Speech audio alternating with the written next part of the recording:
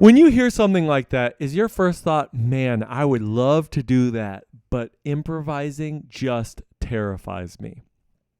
Here's the deal. You're not alone. A lot of people are scared of improvising.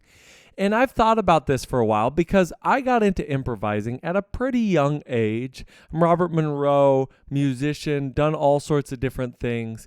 And in reality, I got into improvising because my brothers, they started a rock band and I was playing piano, and a lot of the rock songs didn't have piano as part of what they were doing. So I was like, okay, all right, I guess I got to learn and make up my parts on my own. And so started getting to improvise that way. And there's a lot that's scary about improvising, but there are ways that I can show you that will make improvising hopefully a little less scary. So let's first talk about the problems, the why. Why is this so scary? And then we will dispel those a little bit. I'm not going to get into that too much because, to be honest, a rational argument is not going to dispel a psychological, emotional fear like this. And I don't even really want it to. Those fears exist to protect you, and it's just going to trigger all those defensive mechanisms, and you'll want to turn off this video. But then I am going to get to some really nice exercises that I've come up with that will really help you to be able to improvise in a way that's hopefully not as terrifying, not as scary. So let's first start out with the problems. I think the first one is hitting a wrong note, right? You're jamming out. Oh no, I hit a wrong note. That's terrible. Everybody's judging me. Yeah, it feels really bad. And I would say, as a professional musician, the fear of really making a fool out of yourself is a real thing. I don't think we understand, though, how forgiving people are, especially when you're starting out on something, and also how much nobody actually really cares what you're doing. And we also have to be honest with ourselves. When you're learning to improvise, it's a new skill. I don't care if you're an accomplished classical pianist or even maybe you know a lot of pop songs. If you've never improvised before, it's going to sound bad. And the more that we realize that, the easier we're going to be treating ourselves when we are making mistakes and we are trying to get through those initial hurdles. I think the second thing is, what do I play? Right? That fear of almost having a writer's block, right? What do I play? And again, we're going to address these more with these exercises, but let me just push on that one a little bit too, which is, think about the sentences that I'm putting together and the way you talk. These words are not new to me. I've heard these words many times in the past, and now when I'm constructing them for you right now, this is a brand new sentence that I'm creating. How am I creating that? From synthesis from all these other sentences that I've heard before and words that I've heard before. It's the same with music. When you sit down and you're improvising and you're maybe playing to, I don't know, Don't Stop Believing. I don't know why it's on my head. It's E major, right?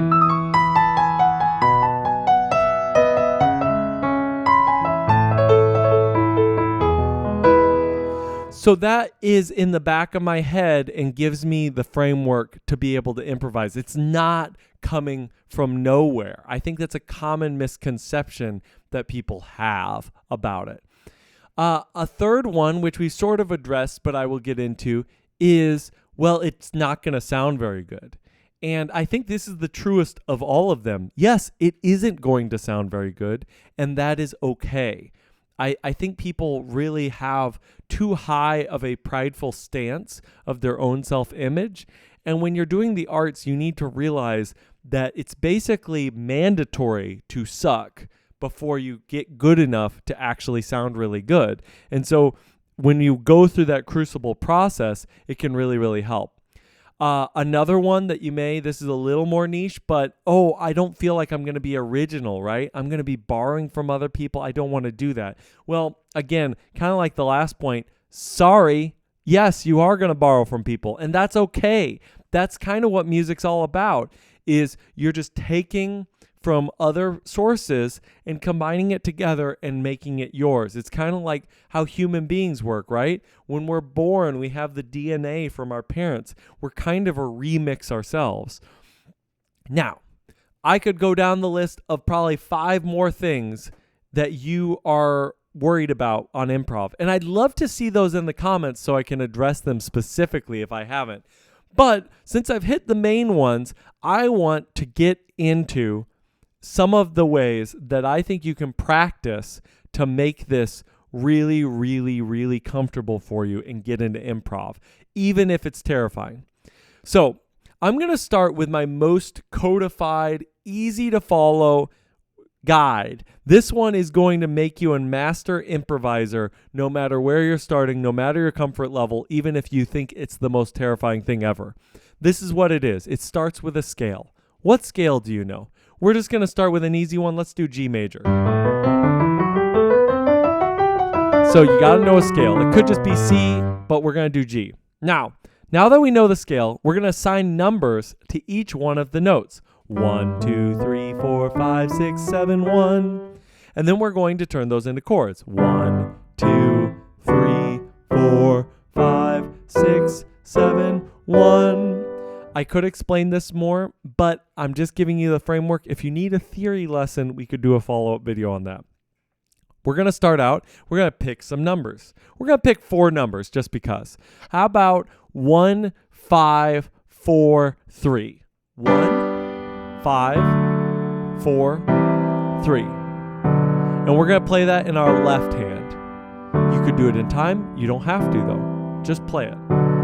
Now, I'm going to take my right hand, and I'm going to just play any note in that scale.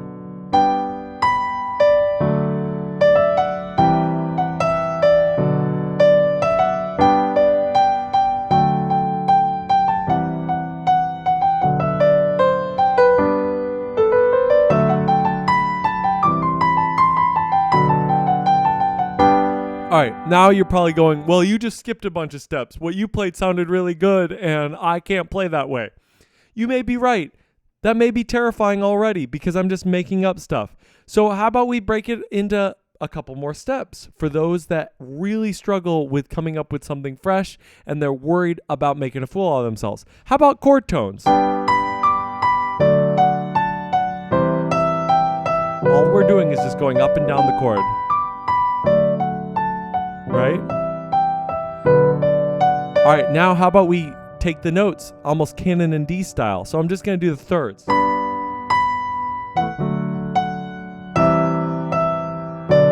see that? Okay, now we're just going to do 3 note patterns on top.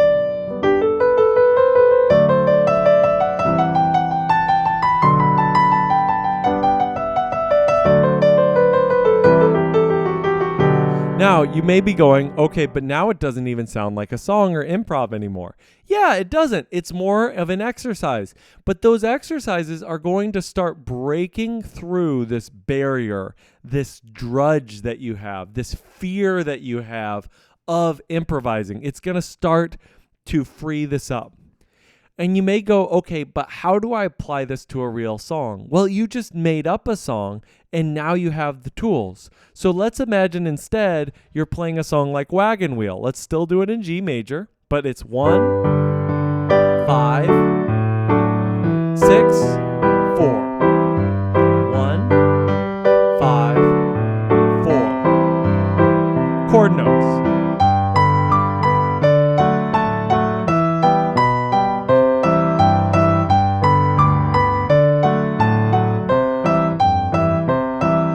Thirds.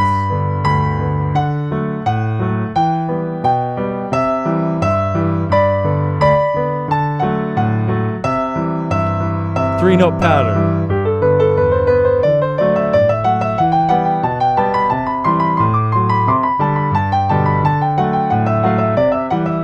Whatever you feel like.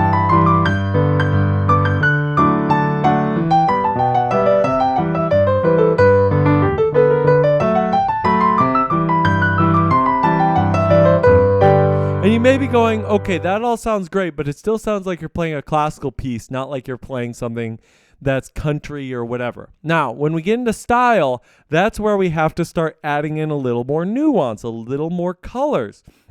So then we start doing the pentatonic scale and other things. But guess what? Mission accomplished. You're beyond the first step. You're improvising. That's wonderful.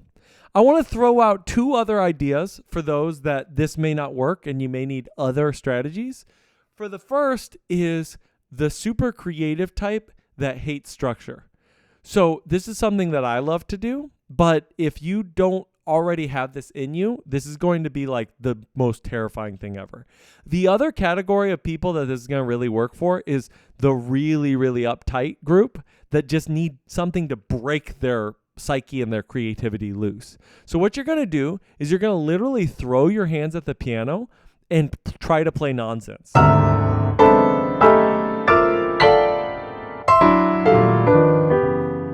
Really loud, really soft. And then really fast.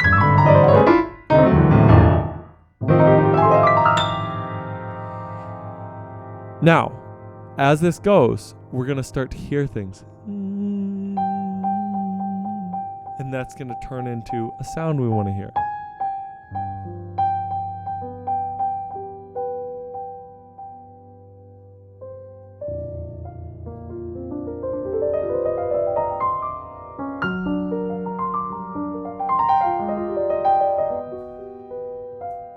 All the patterns in our hands start to come out.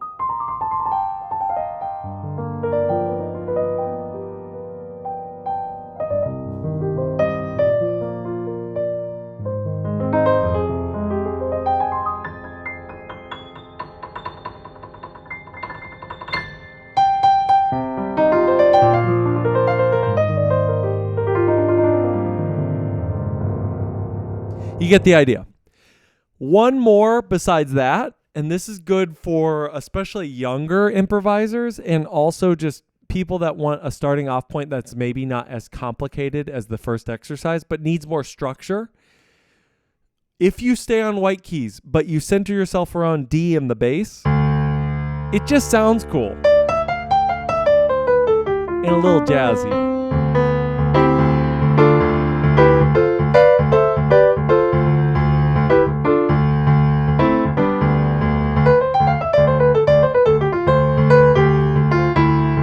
When you get bored of that, you go up to the black keys.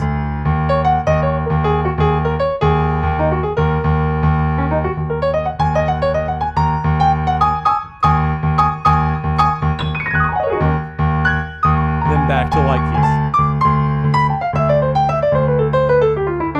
And if that sounds familiar, it's because it's so what?